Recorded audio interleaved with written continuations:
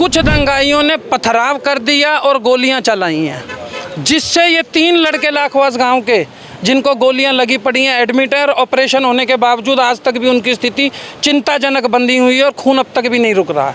कुछ ऐसे लोग हैं जिनके ऊपर मुझे ज़्यादा शक है।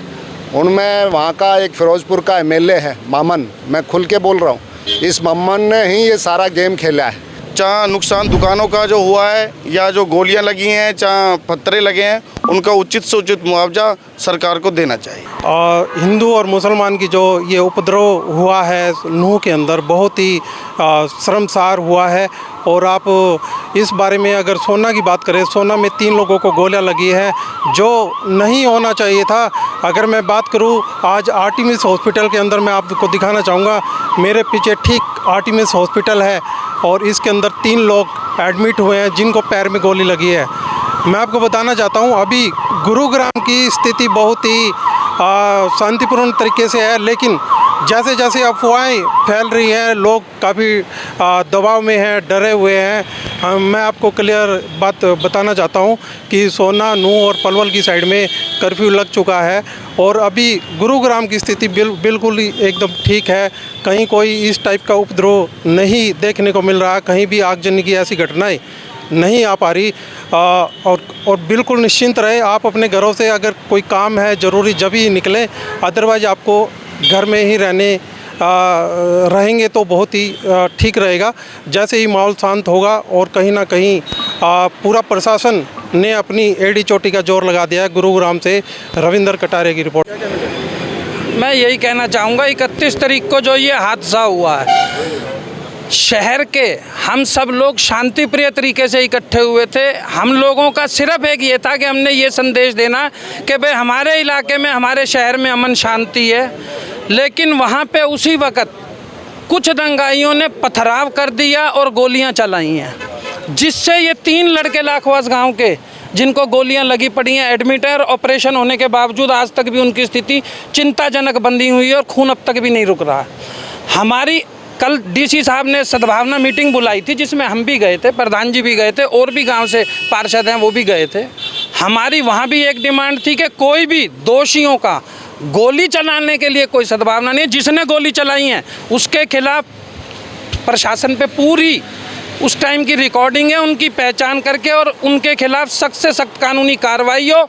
और अगर इस बीच में कोई भी समुदाय अपने उसकी बचाव करने की कोशिश करेगा तो फिर ये सद्भावना सारी धरी रह जाएगी, कोई सद्भावना काम नहीं करेगी। अगर सद्भावना चाहते हैं आप लोग तो जो दोषी हैं उनके खिलाफ सख्त से सख्त कानूनी कार्रवाई करवा के हम लोगों को ये संदेश दीजिए कि भाई आप लोग भी हमारे साथ हैं, सद्भावना जब ही कायम रहेगी। सर, ये यात्रा हर साल निकाली जा रही थी, अब की बार ऐसा क्या हुआ या कोई राजनीतिक ऐसा स्टंट आपको लगता है कि कुछ ऐसी बात? देखिए, ये यात्रा विश्व हिंदू परिषद की यात्रा थी, इसका सरकार के पास भी पहले पूरा इनपुट था।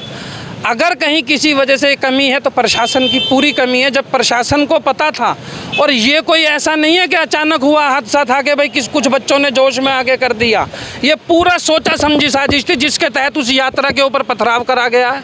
उस यात्रा के अलावा जो नल्लड़ मंदिर में हिंदू समुदाय के 1000-1500 आदमी थे उनके ऊपर गोलियाँ चलाई गई हैं, तलवारों से, कई चीज़ों से हमला करा गया। इन चीज़ों से हर आदमी के अंदर कास्टिज्म, अपने धर्म के प्रति सब में लगाव होता है, हमारे अंदर भी है। अगर इस तरीके से किसी समुदाय के संग होगा तो फिर आप ये उम्मीद ना करें कि दूसरा समुदाय एक्शन का रिएक्शन नहीं देगा।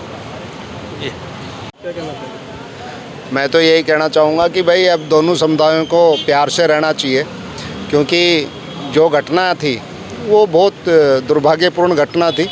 और वैसे मुख्यमंत्री जी और संगठन के लोग सभी लगे हुए हैं कि जहाँ भी कोई जान माल की हानि हुई है या नुकसान हुआ है उसका भी सरकार उसकी पूरी इंक्वायरी करवा रही है।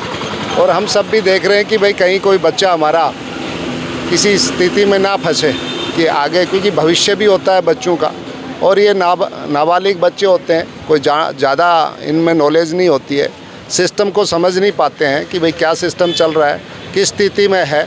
और जो ये धार्मिक यात्रा हमारी निकली थी, इसमें हर साल निकलती है, इसमें कहीं कोई दिक्कत नहीं होती। पिछली बार भी मैं स्वयं उस यात्रा में था और मैं वहाँ पर रहा भी था। हमने प्रशासन को पूरी व्यवस्था के साथ में वहाँ लगाया, हमने कमेटियाँ बना के भी इसको आगे बढ़ाया था, तब कोई दिक्कत नहीं हुई थी। इस बार कुछ राजस्थान के भी हैं इसमें और कुछ हमारे यहाँ मेवात के भी हैं, लेकिन हम सर्च कर रहे हैं अभी कौन कौन है वो, और काफ़ी लोग हमारी प्रशासन ने पकड़ा भी है।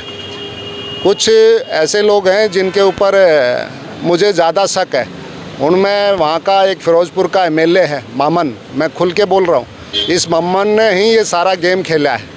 जहाँ तक है हम कोशिश करेंगे कि इसका इलाज सही तरीके से हो जाए। सर कहीं ना कहीं मामन ने भी ये आरोप लगाया कि मोनू मानेसर, अरे ये बकवास है, मामन बकवास है, कोई मोनू मानेसर नहीं आया वहाँ पर, इसी के बोए बीज हैं, इसी ने मरवाए ये लोग बहन चौथ, कोई वो नहीं है। मोनू वहाँ था ही नहीं, मोनू आया नहीं, पिछली बार भी नहीं आया मोनू।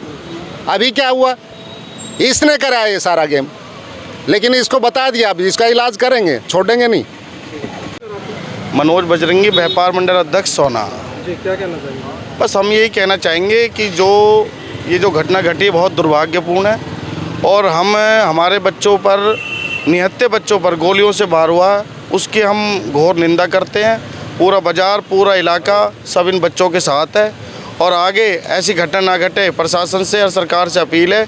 और जो भी इसमें चाहे नुकसान दुकानों का जो हुआ है, या जो गोलियां लगी हैं, चाहे पत्थरे लगे हैं, उनका उचित से उचित मुआवजा सरकार को देना चाहिए। जी इसमें क्या प्रशासन से क्या उम्मीद करते हैं? प्रशासन से यही उम्मीद करते हैं जो दंगाई थे उनको तुरंत पकड़े और उन पर तुरंत कार्रवाई करे, जिससे अमन शांति यहाँ बनी रहे। जब तक वो दंगाई जेल के अंदर नहीं होंगे, जब तक अमन शांति नहीं होगी। सर शुक्रवार को जुम्मे की नमाज भी पढ़ी जाएगी, इसके अंदर माहौल गुरुग्राम का क्या रहेगा आपको? नहीं, गुरुग्राम का माहौल तो प्रशासन देखेगा, प्रशासन के हाथों में। अगर ये बिगाड़ने की कोशिश करेंगे तो बिल्कुल माहौल ख़राब हो जाएगा। प्रशासन को इसलिए इस पर पूरा ध्यान देना चाहिए, सुरक्षा का पूरा इंतजाम करना चाहिए। जब नूह जैसी चूक गुड़गांव या सोना में फिर नहीं होनी चाहिए। हमारे जो आदमी वहाँ पर अपने यहाँ से जो आस्था केंद्र गए हुए थे, उनके वहाँ पर पत्थरबाजी हुई है, गाड़ी में आग लगाई गई है, मार पिटाई की गई है उनके साथ में। तो वहाँ से फ़ोन आ रहे थे, तो हमने अपने सोना के अंदर अपने पार्षदों को बुला करके उनको एक मीटिंग ली कि अपने जो वहाँ पर जो ये अपनी शोभा यात्रा के टाइम में जो पत्थरबाजी और जो गाड़ी जलाई जा रही है वो गलत है। तो उसके बारे में हमने अपने अंबेडकर चौक के ऊपर एक शांतिप्रिय माहौल बनाने के लिए कि यहाँ पर संदेश जाए कि आप घबराने की जरूरत नहीं है। हमने गुड़गांव से सीपी साहब से मैसेज डाल दिया भाई आप फटाफट पुलिस लेके जाइए वहाँ पर। प्रशासन भी वहाँ पर कंप्लीट कवर नहीं कर पा रहा है भीड़ को, तो उसके एवज में वहाँ पर जब इकट्ठे हुए तो वहाँ पर जो इकट्ठे होने के एवज में वहाँ पर कुछ दंगाइयों ने वहाँ पर पत्थरबाजी की है, गोलियां चलाई हैं। और गोली चलाने के बाद में मेरे वार्ड नंबर 7 पार्षद परविंदर यादव, मेरे अपने वार्ड से 3 लड़कों को गोली लगी है जो काफ़ी हॉस्पिटलाइज हैं। फ़िलहाल हॉस्पिटलाइज के समय में भी अब भी उनके दोबारा ऑपरेशन के लिए बोला डॉक्टरों ने, ब्लड रुक नहीं रहा है। और अभी हम हॉस्पिटल में आए हुए हैं, मिले हैं उनसे। मिलने के बाद में डॉक्टरों ने कहा है कि अभी पेचीदा मामला है।